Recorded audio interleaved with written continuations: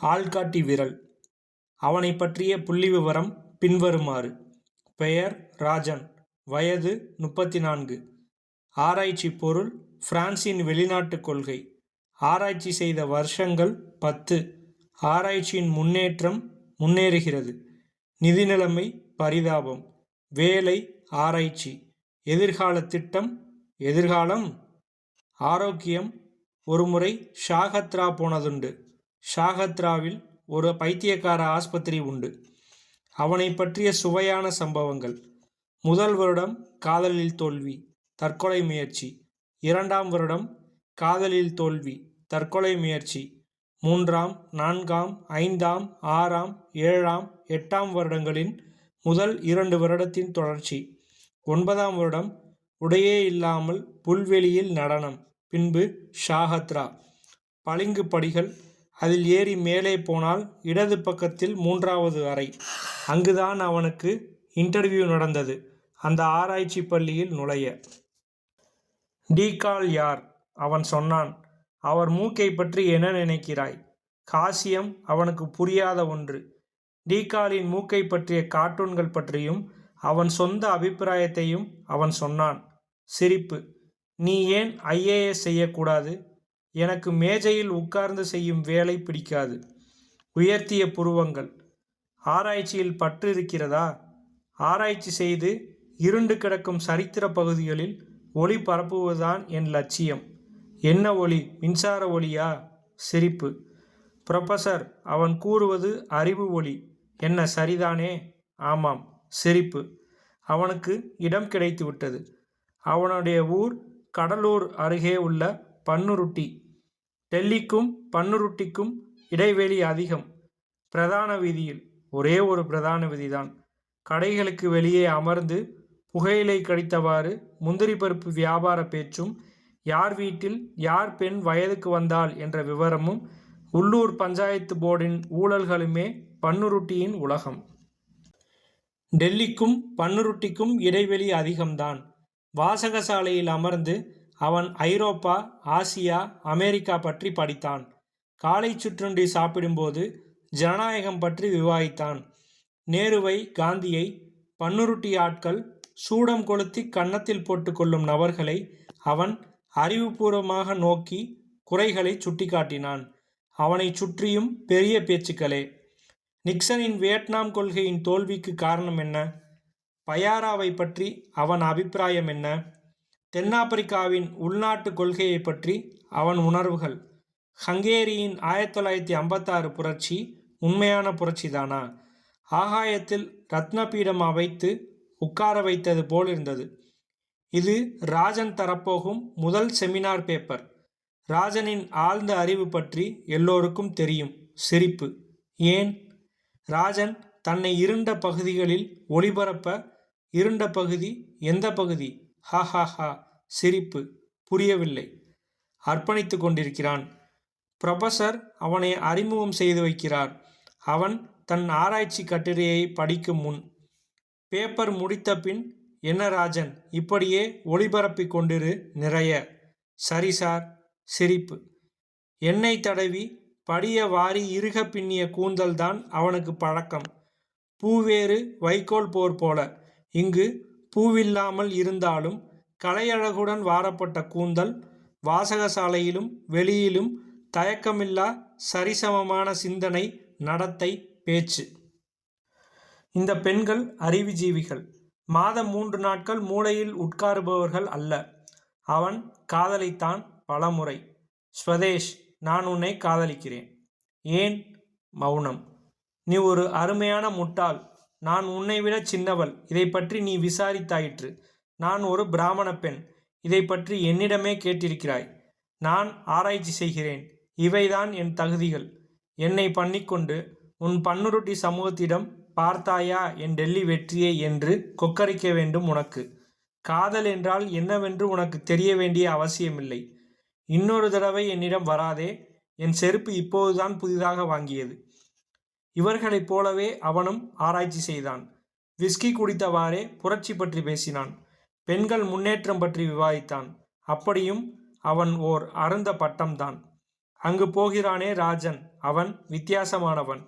வெறும் வெளியில் தடித்த கோடுகள் ஆழமாக பதிந்த ஓர் ஆள்காட்டி விரல் தெரிந்தது. நகப்பூச்சு பூசிய ஆள்காட்டி விரல், அழுக்கு நிறைந்த ஆள்காட்டி விரல், முட்டுகள் அருகே கூனிய ஆள்காட்டி விரல், நகம் கழுகின் மூக்கு போல் வளைந்த ஆள்காட்டி விரல், சிகரெட் கரை படிந்த கருத்த ஆள்காட்டி விரல். ஆள்காட்டி விரல் சிரிக்குமோ? சிரிக்கும் ஒலி கேட்டது. ஆள்காட்டி விரல்கள் அவனையே சுட்டி காட்டின. அதோ போகிறானே ராஜன், ஒரு சீரியஸ் முட்டாள். தற்கொலையை அவன் பிரமாதமாக திட்டமிட்டான். ஸ்வதேசுக்கு ஓர் உருக்கமான கவிதை ஆங்கிலத்தில். மொழிபெயர்ப்பு. எனக்கும் உனக்கும் இடையே ஒரு பிளவு, சமுதாயத்தின் ஓர வஞ்சனையின் விளைவு. நீ தனியாக படுக்கிறாய், நானும் அப்படியே. வெகு நாட்களுக்கு பிறகு நான் தனியாக நீ தனியாக படுப்போம் சுடுகாட்டில். இதை பெயரெழுதாமல் நோட்டீஸ் போர்டில் குத்தி வைத்தான். தற்கொலைக்கு 2 நாட்கள் முன்பிருந்தே அவன் அதிகமாக குடித்தான். தலையை களைத்து கொண்டான். யார் கேட்டாலும் பெருமூச்செறிந்து, அவள் பெயரை நான் சொல்லி என்ன பயன்? ஒருத்தி என்னை நிராகரித்தாள் என்றான். ஸ்வதேசுக்கு தூது. அவள் எக்காலச் சிரிப்பு. தூக்க மாத்திரைகளை அவன் உட்கொண்டான். ஆஸ்பத்திரியில் கண்விழித்தான். முதல் தற்கொலை முயற்சி முற்றும். பிறகு பல முயற்சிகள், பல கவிதைகள். அவனுக்கு பட்டம் சூட்டினார்கள், சூசைட் எக்ஸ்பர்ட். சாகாமல் தற்கொலை செய்து கொள்வது எப்படி? ராஜனை கலந்தாலோசியுங்கள். பிரான்சின் வெளிநாட்டு கொள்கை பின்தங்கியது. அறிவுஜீவியான ஒரு பெண், அவளுடன் சர்ச்சைகள், விவாதங்கள்.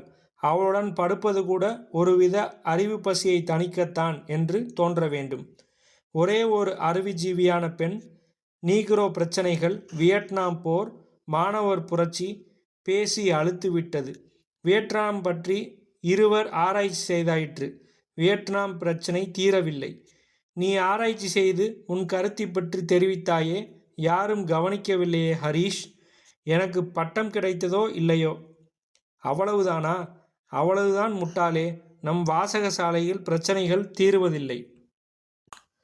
பிரான்ஸ் பற்றிய இவன் கருத்துக்கள் விலை பெறாதா? பிரான்ஸ் பற்றிய அக்கறை போயிற்று. ஒரே ஓர் அறிவுஜீவியான பெண். இவன் கர்வத்தை நிலைநாட்ட, இவனுள் முறிந்து போன துகள்களை பொறுக்கி எடுத்து தர, அவதிப்படும் சில தருணங்களில் இந்த உடல் வேதனையை தணிக்க யாராவது ஒரு பெண் போதும் என்று தோன்றினாலும் மீண்டும் அவன் பழைய எதிர்பார்ப்புக்கே வந்தான். வேகமாக ஓர் அம்பாஸ்டர் கார் வந்தது. கருப்பு புள்ளிகளுடன் ஆனந்தமாக குதித்த ஒரு நாய் வீறிட்டது. இரத்தம் நசுங்கி போன கால்கள் தரையில் கிடக்க, உடல் மட்டும் துள்ளும் துடிப்பு, பின் சாவு. மீண்டும் கார்கள் வந்தன. செத்த பிணத்தின் மேல் ஏறின, போயின. பாபு, அந்த நாய். ராஜன் ப்ளீஸ். பிரான்சில் மாணவர் புரட்சி பற்றி நாம் விவாதிக்கிறோம். நாயை பார்க்கிறாய் நீ. அந்த நாயின் உடம்புக்கு மதிப்பு இல்லையா? நீ இங்கே காருக்கு கீழே வந்தால் உன் உடம்புக்கும் இதே மதிப்புத்தான். சரி, மாணவர் புரட்சியை பற்றி பேசுவோம். வேலை கிடைக்கவில்லை, அதற்கு காரணம் கிடையாது, ஏனோ கிடைக்கவில்லை. சார்மினார் போய், பீடியும் போய், வெறும் உதடுகளை நக்கும் நிலை. நடக்கும்போது சுற்றியும் ஆள்காட்டி விரல்கள் தெரிந்தன. அசையாத நீண்ட பழிக்கும் விரல்கள். ஏய் ராஜன், பிரான்சின் வெளிநாட்டு கொள்கை என்னவாயிற்று? இருண்ட பகுதிகள் என்ன ஆயின? அவனுக்கு வேண்டிய இருண்ட பகுதி இன்னும் கிடைக்கவில்லை. ஹஹஹா. சென்னையிலிருந்து சாரி சாரியாக வந்தார்கள் தொழிலாளர்கள். தில்லியில் வேலை தேடி பாராகம்பா ரோட்டின் முனையிலும் வேறு பல தெருப்பகுதிகளிலும் வாசம். நல்ல குளிர்காலம். செத்தார்கள். விஸ்கி பாட்டில் துணையோடு புரட்சி நடக்கும் அறைக்கு போனான். இவர்களுக்காக ஒன்றும் செய்ய முடியாதா? ராஜன், நீ உன் தீசிஸை முடி முதலில். அவன் ஒரு கவிதை எழுதினான். அடுத்த அறையில் புரட்சிக்கான ஆயத்தம் நடக்கிறது. சிவந்த கண்கள், சிலிர்க்க வைக்கும் பேச்சுகள், தீர்மானங்கள், திட்டங்கள், இரத்தம் கொதிக்கும் குமுறல்கள். ஆயத்தம் நடக்கும் புரட்சிக்காக வாங்கி வந்த விஸ்கியின் வீரியம் ஒடுங்கும் வரை. ஆள்காட்டி விரல்கள் மழையாக பெய்யுமோ? பெய்தன.